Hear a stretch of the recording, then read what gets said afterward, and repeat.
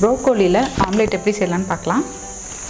ப்ரோக்கோலியை வந்து இப்போது கொஞ்சம் தண்ணி ஊற்றி மஞ்சத்தூள் உப்பு போட்டு ப்ரோக்கோலியும் இந்த மாதிரி பீஸ் பண்ணி வேக வச்சு எடுத்துருக்கேன். இப்போ இதை வந்து நம்ம பொடியாக அரிஞ்சு எடுத்துக்கலாம். வேக வச்சனால பாருங்கள் நல்லா சாஃப்டாக இருக்குது. நல்லா பொடியாக கட் பண்ணிக்கோங்க. சிம்பிளி ஷென்பா சேனலை சப்ஸ்கிரைப் பண்ணாதவங்க சப்ஸ்கிரைப் பண்ணிக்கோங்க. கூடவே பெல் பட்டனையும் ப்ரெஸ் பண்ணிக்கோங்க. எல்லாமே பொடியாக கட் பண்ணியாச்சு. இதை வந்து நம்ம வேற ஒரு பவுலுக்கு மாற்றிக்கலாம். இப்போ இது கூட ஒரு பெரிய வெங்காயம், கொத்தமல்லி தழை இதெல்லாத்தையும் ஆட் பண்ணிக்கலாம். கருவேப்பிலை சின்னதாக கட் பண்ணி வச்சுருக்கேன்.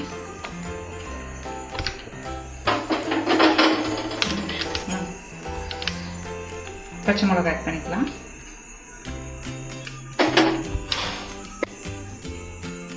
தேவையான அளவு உப்பு,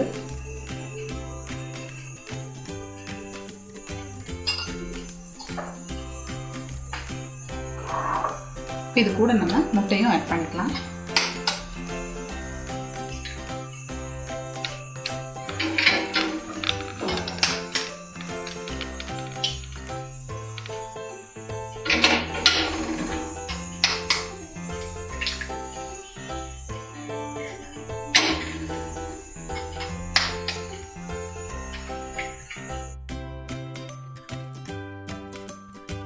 நான் 4 முட்டை ஆட் பண்ணியிருக்கேங்க. இது எல்லாத்தையும் நல்லா மிக்ஸ் பண்ணி விட்டுடலாம்.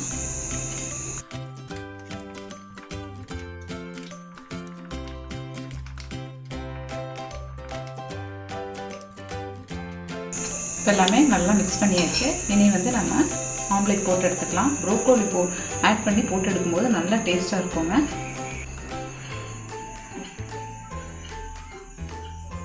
அது காஞ்சிருச்சு. இப்போ வந்து நம்ம ஊற்றி எடுத்துக்கலாம்.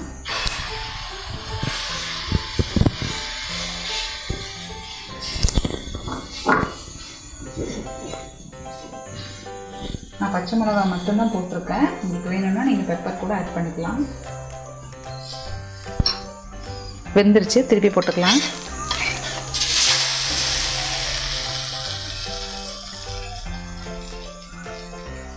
நல்லா வெந்துட்டுருக்குங்க.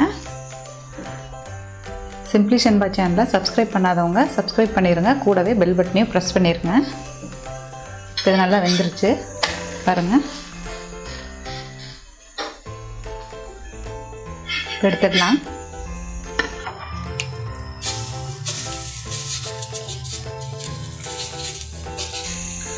சில குழந்தைகள்லாம் பார்த்தீங்கன்னா ப்ரோக்கோலி சாப்பிடாது. இந்த மாதிரி போட்டு கொடுத்தீங்கன்னா நல்லா டேஸ்ட்டாக இருக்கும், சாப்பிட்டுப்பாங்க.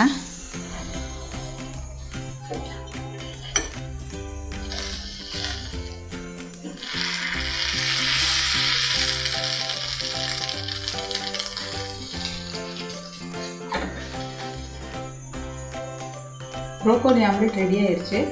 நீங்களும் இதை வீட்டில் ட்ரை பண்ணி பார்த்துட்டு கமெண்ட் பண்ணுங்கள். தேங்க்யூ.